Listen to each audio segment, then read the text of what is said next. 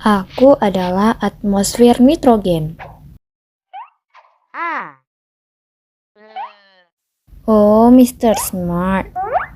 Aku terkandung di udara sekitar 78%. Tidak mengerti ya? Baiklah, sebentar ya. Wah, sekarang waktunya aku melakukan siklus nitrogen. Eits, sebelum lanjut jangan lupa subscribe dulu ya. Dan juga jangan lupa loncengnya untuk notifikasi.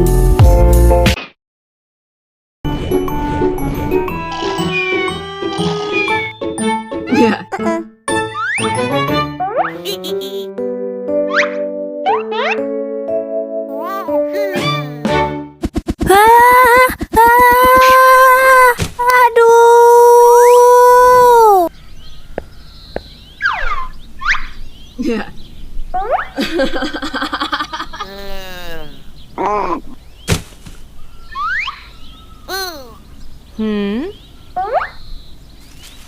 Tidak boleh masuk. Nitrogen atmosfer tidak dapat digunakan secara langsung oleh tumbuhan dan hewan. Nitrogen perlu diubah menjadi senyawa nitrogen. Proses ini disebut dengan fiksasi nitrogen. Jadi, pergilah ke akarku.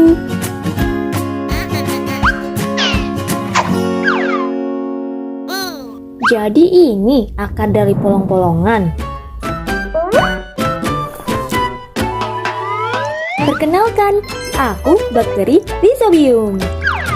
Aku tinggal di bintil akar tanaman polongan.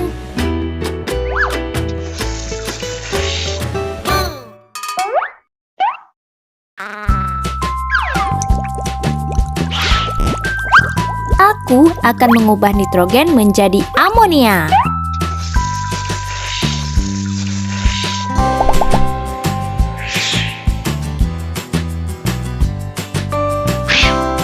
Dengan bantuanku, amonia akan berhasil dihasilkan. Namun, tidak hanya sampai di situ.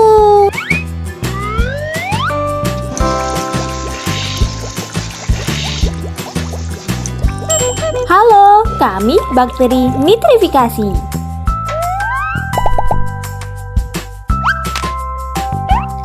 Kami akan mengubah amonia menjadi nitrit dan kemudian menjadi nitrat.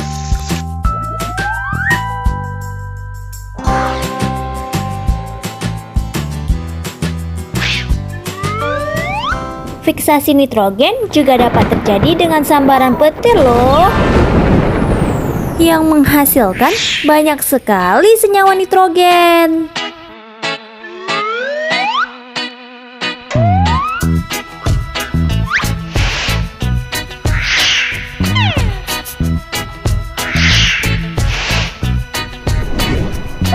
Tanaman akan mengambil nitrat ini dari tanah.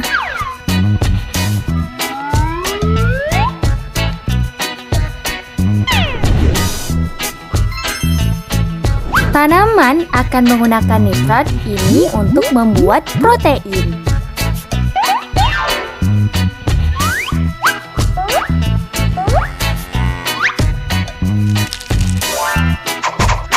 Hewan pun akan memakan tumbuhan untuk mendapatkan proteinnya.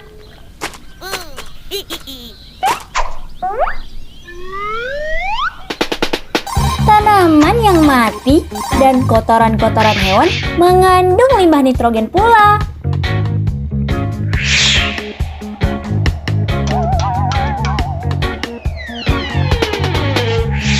Lama-kelamaan, limbah ini akan terus membusuk dan amonia akan dilepaskan. Dengan bantuan bakteri nitrifikasi, amonia akan lagi mendapat nitrat yang dikonversikan loh teman-teman.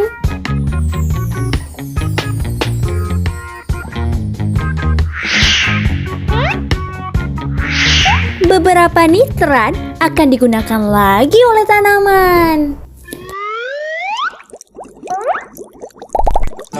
Kami, bakteri denitrifikasi, akan mengubah nitrat ini kembali menjadi nitrogen atmosfer.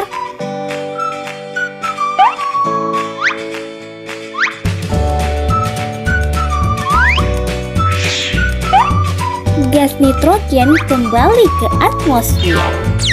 Karena itu, jumlah suhu di udara tetap konstan.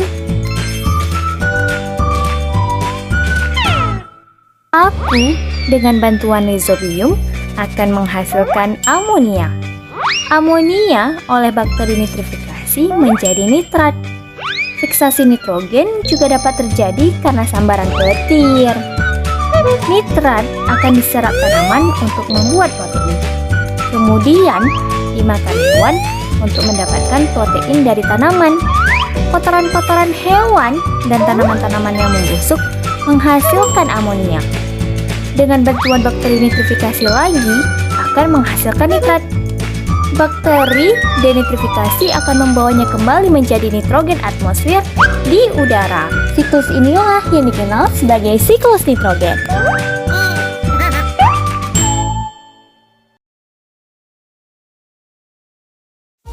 Dari paparan video tadi, dapat disimpulkan bahwa siklus nitrogen adalah proses perubahan senyawa yang mengandung unsur nitrogen.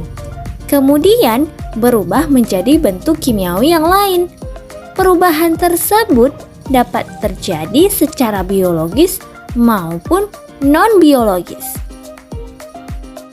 Perlu diketahui bahwa dalam siklus nitrogen terjadi peristiwa fiksasi nitrogen, nitrifikasi, asimilasi, amnofikasi, dan denitrifikasi. Nitrogen mempunyai peranan yang sangat penting bagi kelangsungan makhluk hidup di bumi. Apabila urutan daur nitrogen terhenti, seluruh makhluk hidup yang ada di bumi akan mati karena tidak tersedia cadangan nitrogen. Nitrogen dibutuhkan tanaman untuk pertumbuhan. Buktinya, kalian sering melihat petani menggunakan pupuk NPK, nitrogen, fosfor, dan kalium untuk tanamannya. Kalau tanaman kekurangan nitrogen akan menguning, pertumbuhannya terhambat, dan hasil buah atau bunganya tidak baik. Tumbuhnya akan berukuran kecil. Kalau sudah seperti itu, para petani juga pasti akan mengalami kerugian. Nitrogen juga dibutuhkan dalam pembentukan DNA dan RNA. DNA ini merupakan pembawa informasi genetik yang akan menentukan seperti apa tubuh makhluk hidup yang akan dibentuk. Bahan organik menjadi sebuah energi dan menghasilkan amonia serta senyawa lain sebagai produk cadangan melalui proses amonifikasi dan juga berbagai peranan lainnya. Nah, bagaimana teman-teman sudah dapat ilmunya kan mengenai siklus nitrogen? Semoga bermanfaat. Sampai jumpa di lain waktu. Wassalamualaikum warahmatullahi wabarakatuh.